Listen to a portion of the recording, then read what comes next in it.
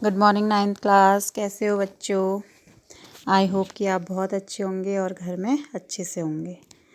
तो आज का बच्चों हमारा जो टॉपिक है वो है, पिछले जो हमने थर्ड चैप्टर पढ़ा था, ठीक है, बायो के अकॉर्डिंग थर्ड पढ़ा था, तो उसमें हम जीव विविधता पढ़े थे, ठीक है। तो पहले उसको थोड़ा रिकॉल कर लेते हैं।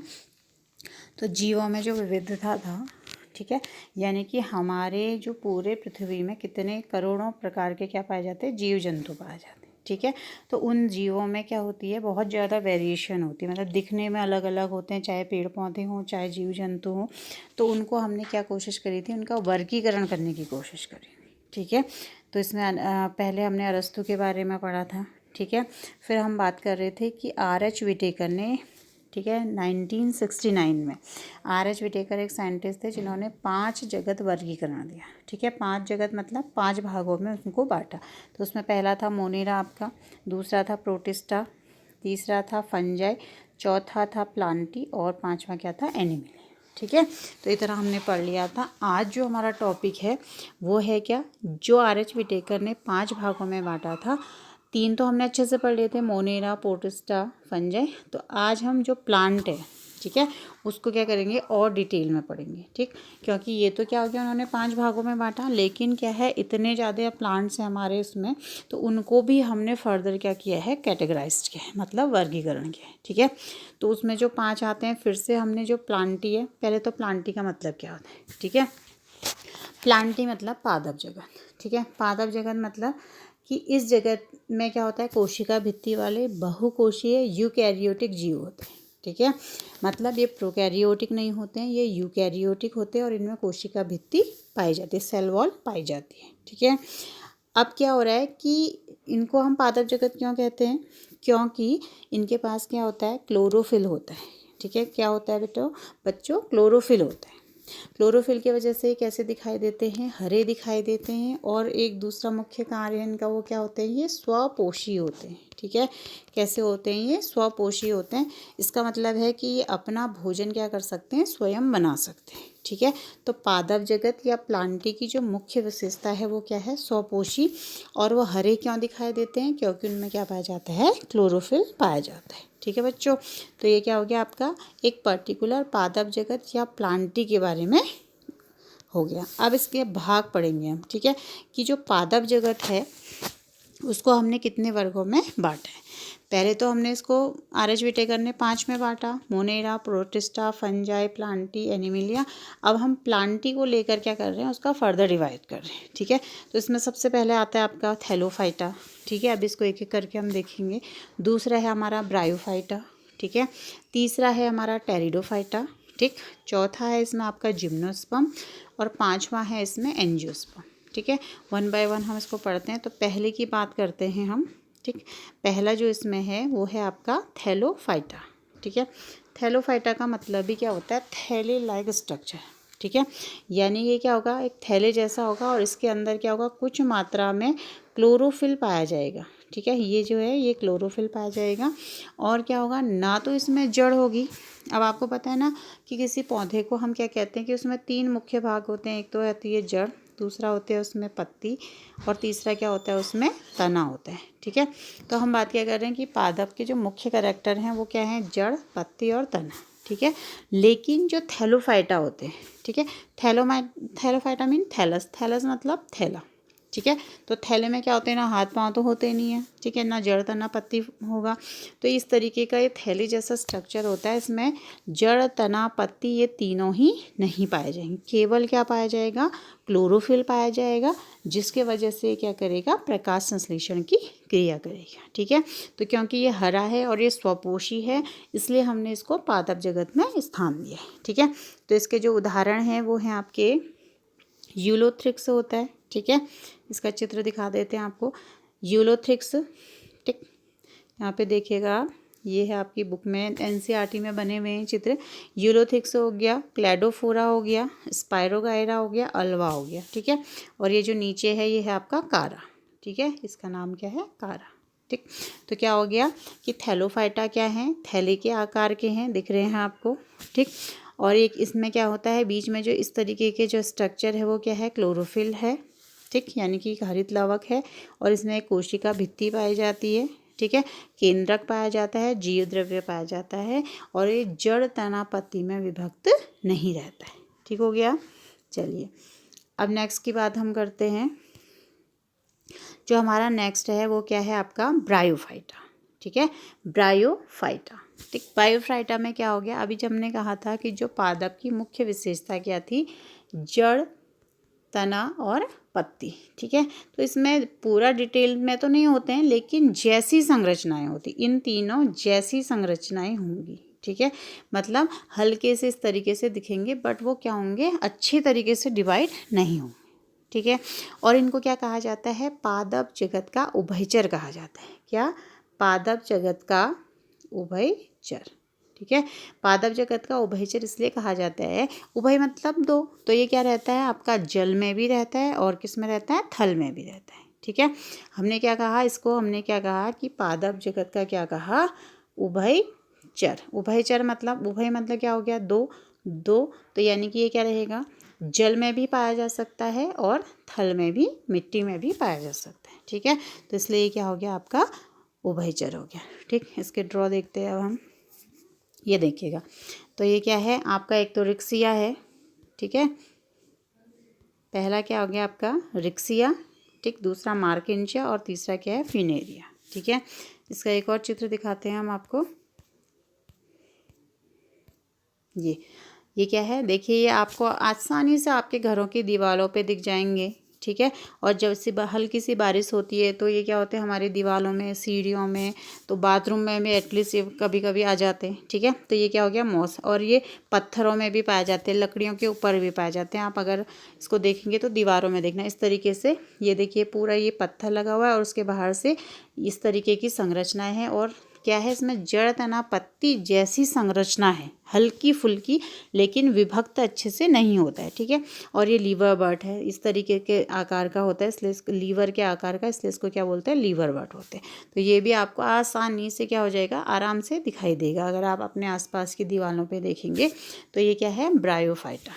ठीक है, तो ब्रायोफाइटा के अंदर क्या आ गया, आगे आपकी मॉस आ गई, लीवर बर्ड आ गया। ठीक है, मार्किंचिया हो गया, ठीक, और मॉस हो गया। और ये सारे ही कहाँ पाए जाते हैं, छायादार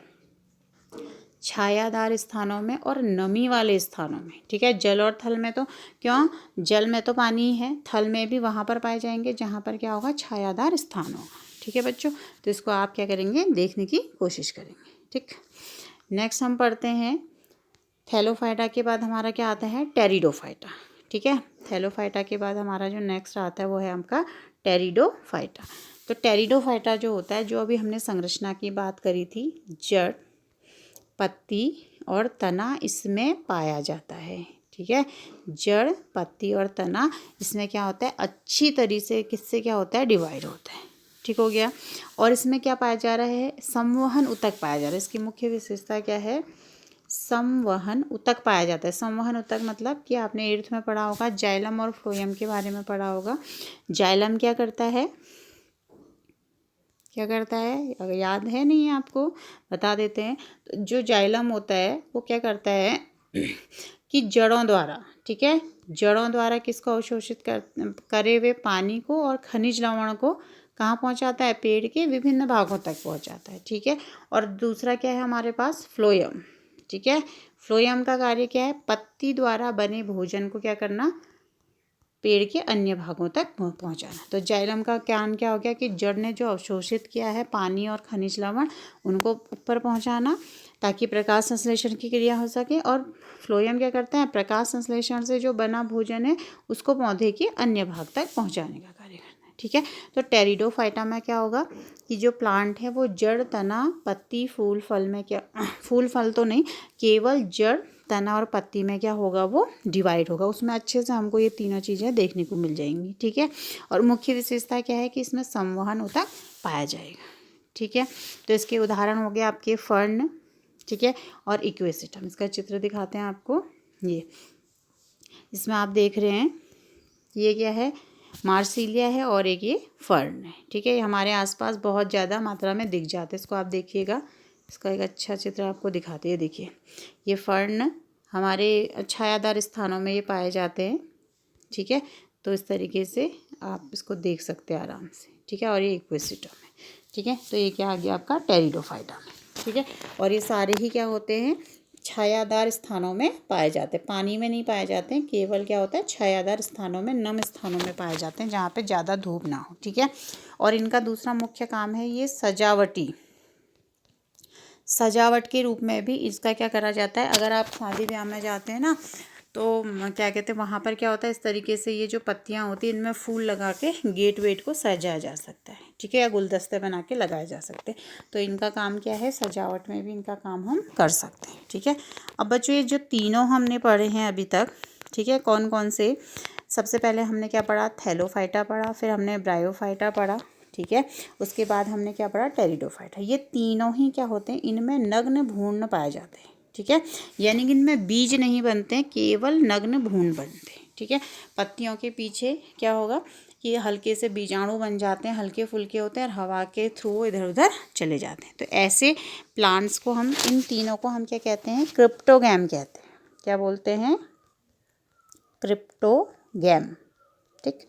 क्रिप्टोगैम का मतलब होता है कि ऐसे पौधे जिनमें बीज नहीं बनते हैं, केवल क्या बने जाते हैं, नग्न भ्रूण पाए जाते हैं, और जिनको हम क्या कहते हैं, बीजाणु कहते हैं। क्या कहते हैं, बीजाणु कहते हैं। तो ये तीनों कौन कौन हो गए आपके, पहला क्या है, थैलोफाइटा, दूसरा क्या है, ब्रायोफाइटा, और तीसरा क्या है, टेरिडोफाइटा।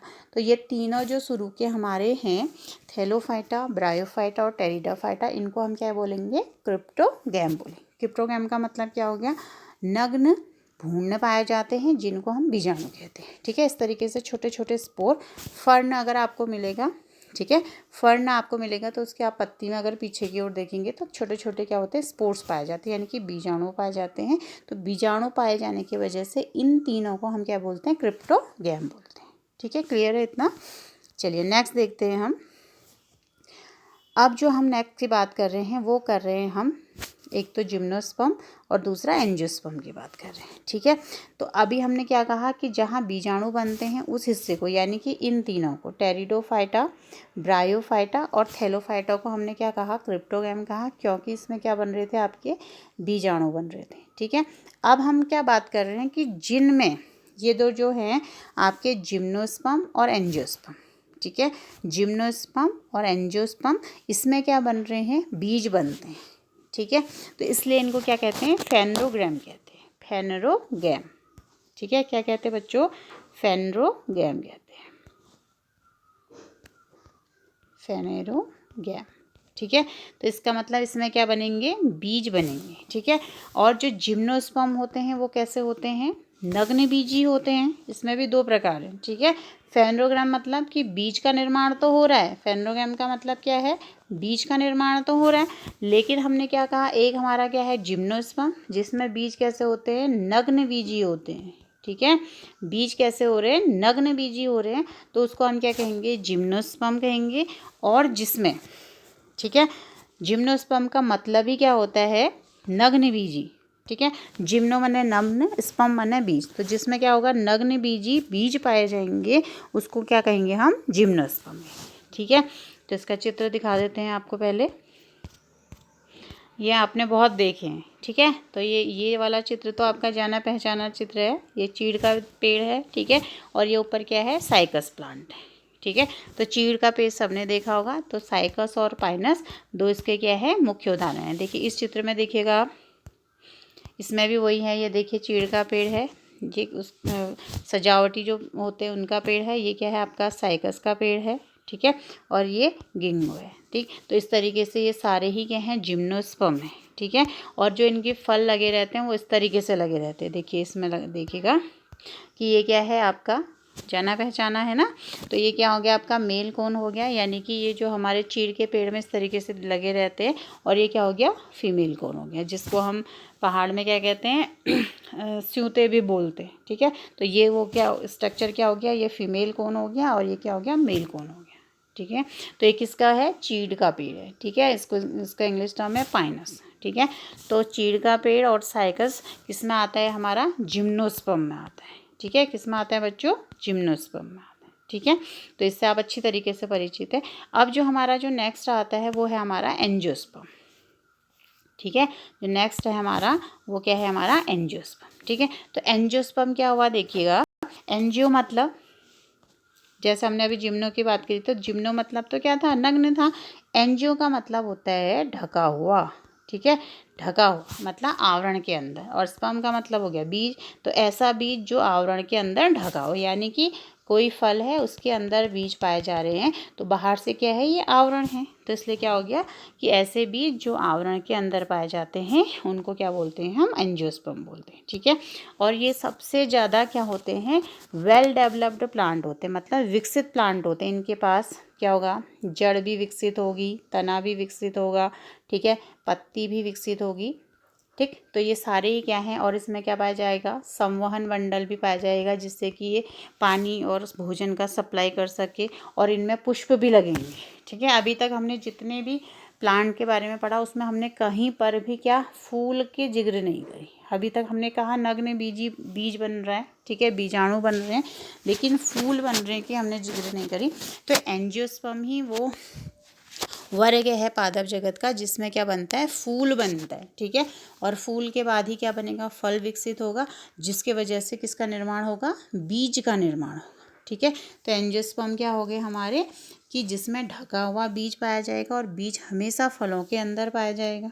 ठीक है, और बीजों में भी क्या होता है, भोजन संचित रहता है। ठीक है, अब इसको बीजों के आधार पर, ठीक है, कि इसमें कैसे कैसे फल, तो इसमें बीज तो है ही है। अब बीज भी कैसे है, देखिए दो प्रकार का है। ठीक है, आपने गेहूं और मक्के का बीज देखा है, नहीं देखा है तो देख लेना, आजकल फ्री हैं आप। ठीक है, मक्का, तो ये क्या हो रहा है कि अगर आप इसको कितना ही पानी में भिगा दो तो इसका एक ही पीस रहेगा। ठीक है, और अगर क्या है, राजमा राइस सबको पसंद है ना, तो राजमा का क्या होता है, इस तरीके से होता है, जब हम उसे पानी में करते हैं आसानी से उसके 2 पीस हो जाते हैं, या अगर हम चना पानी में भिगाते हैं तो वो भी 2 पीस हो जाते हैं। ठीक है, तो इसके आधार पर हम इसको क्या कह देते हैं, एक बीज पत्री। ठीक है, जिसमें केवल एक बीज पत्र होगा, यानी कि गेहूं में क्या होता है, केवल एक बीज पत्र होता है, उसको हम 2 भागों में, इक्वल भागों में नहीं बांट सकते। मक्के में भी एक ही बीज होता है, तो ऐसे को हम क्या कहेंगे, एक बीज पत्री। ठीक है, और जिसमें द्विबीज पत्र होते हैं, जैसे राजमा है, चना है, मटर है। ठीक है, तो इसमें क्या होता है, जो बीज पत्र होते हैं वो 2 भागों, यानी कि जो बीज होता है वो 2 इक्वल भागों में बढ़ जाता है, तो उसको हम क्या कहते हैं, द्विबीज पत्र कहते हैं। ठीक है, इसका चित्र दिखा देती हूँ मैं आपको, ये देखिए। ठीक है, तो ये क्या हो गया, आप इधर वाला देखिएगा, ये जो है ये क्या है, आपका मक्का है। ठीक है, तो मक्के में क्या है, एक ही बीज पत्र है। ठीक है, तो इसलिए क्या हो गया आपका मोनोकोट, यानी कि एक बीज पत्री। ठीक है, मोनो का मतलब क्या हो गया, एक बीज पत्री। ठीक है, तो इसमें भी भोजन संग्रहित रहता है। आप कभी देखोगे ना, मक्के का बीज बोते हैं या गेहूं का बोते हैं, तो उसमें क्या होगा, भोजन संचित रहता है, जो बढ़ते हुए अंकुरण को क्या करता है, जब हम इसको ज़मीन में बोते हैं तो इस तरीके से अंकुरण आता है ना, तो उसको बढ़ने के लिए ये जो फूड इसके अंदर है, खाना भरा है, वो इस बढ़ते हुए भ्रूण को क्या करता है, मदद करता है। ठीक है, ऐसे इधर वाले में करता है। इसमें क्या है, 2 हैं, देखिए, एक ये है, एक ये है, तो इसमें क्या हो गया, 2 बीज पत्र हो गए, तो ये क्या हो गया, और दोनों ही इक्वल हैं, एक ये है, दूसरा ये, तो ये क्या हो गया आपका द्विबीजपत्री। मक्का, गेहूँ, चावल, ये सब क्या है, एक बीजपत्री हैं। ठीक है, और जो 2 भागों में इक्वली डिवाइड हो जाते हैं वो क्या हो गए, द्विबीजपत्री। तो इसमें देखिए एक ये है, एक ये है, और इसमें भी भोजन संचित रहता है। मूंगफली भी क्या है आपका, द्विबीजपत्री। ठीक है, तो इसमें भोजन संचित रहता है, जो बढ़ते हुए, जब हम इनको बोते हैं तो बढ़ते हुए भ्रूण को क्या करता है, उगने में, अंकुरण करने में ये क्या करते हैं, मदद करते हैं। ठीक है, तो जो आज का आपका काम है कि आप क्या करेंगे, डाइकोट और मोनोकोट को देखेंगे, कि चावल है, चावल का दाना भिगाएंगे। ठीक है, और राजमा मटर भिगाएंगे, फिर कल सुबह क्या उसको करेंगे, देखेंगे कि कौन 2 इक्वली भागों में डिवाइड हुआ है और कौन नहीं हुआ है। ठीक है, तो जो इक्वली भागों में डिवाइड नहीं होगा वो क्या होगा आपका, एक बीजपत्री, यानी कि मक्का। ठीक है, चित्र दिख रहा है ना मक्के का आपको, तो ये क्या हो गया आपका, एक बीजपत्री। ठीक है, कैसा, एक बीजपत्री, और बगल में क्या दिख रहे हैं आपको, बीन दिख रहे हैं। ठीक है, या मटर भी कह सकते हैं। तो ये क्या हो गया, कि ये क्या हो गया आपका द्विबीजपत्री। ठीक है, ये क्या हो गया आपका द्विबीजपत्री। ठीक है, यानी कि जिनके बीज भिगाने पर 2 भागों में बढ़ जाते हैं वो द्विबीजपत्री, और जो नहीं बढ़ते हैं वो क्या हो गया आपका एक बीजपत्री। ठीक है, समझ गए बच्चों इतना। तो पादप जगत को हम कितने भागों में बांट सकते हैं? 5 भागों में बांट सकते हैं। क्या क्या है वो? पहला है आपका थैलोफाइटा, ठीक है, थैलोफाइटा। दूसरा है ब्रायोफाइटा, फिर आपका टेरिडोफाइटा, फिर आपका आता है जिम्नोस्पर्म, फिर एंजियोस्पर्म, ठीक है। इन तीनों में ब्रायोफाइटा, थैलोफाइटा और जिम्नोस्पर्म में क्या होते हैं? बीज नहीं बनते हैं, बीजाणु बनते हैं, ठीक है। तो इसलिए इनको हम क्या कहते हैं? क्रिप्टोगैम कहते हैं। और जिम्नोस्पर्म और एंजियोस्पर्म में बीज बनते हैं, ठीक है, इसलिए इनको हम फेनेरोगैम कहते हैं, ठीक है। लेकिन इसको भी 2 भागों में, जिसमें नग्न बीजी बनते, ठीक है, जिसमें फल के अंदर बीज नहीं है वो नग्न बीजी यानी कि जिम्नोस्पर्म हो गया, जैसे हमारा चीड़ का पेड़, देवदार का पेड़, ठीक है। और साइकस हो गया। और एंजियोस्पर्म, जितने भी हमारे आसपास फूल और फल बनने वाले प्लांट हैं वो सारे ही क्या कहते हैं? एंजियोस्पर्म। यानी कि जितने भी पुष्पीय पादप हैं वो सारे ही किस में आते हैं? एंजियोस्पर्म में आते हैं, ठीक है। फिर एंजियोस्पर्म को हम किसके अकॉर्डिंग? बीज के अकॉर्डिंग एक बीजपत्री या द्विबीजपत्री कह सकते हैं, जैसे कि अभी आपको मैंने दिखाया था। ठीक हो गया बच्चों? तो ये क्या हो गया आपका आज के बारे में। और ये जो कोन दिख रहे हैं किसके उसमें दिख रहे हैं? एंजियोस्पर्म के या जिम्नोस्पर्म। ये क्या है आपका? जिम्नोस्पर्म, ठीक है। तो आज के लिए इतना ही, फिर कल आपको नेक्स्ट टॉपिक पढ़ाएंगे, ठीक है, जंतु के बारे में। थैंक यू बच्चों।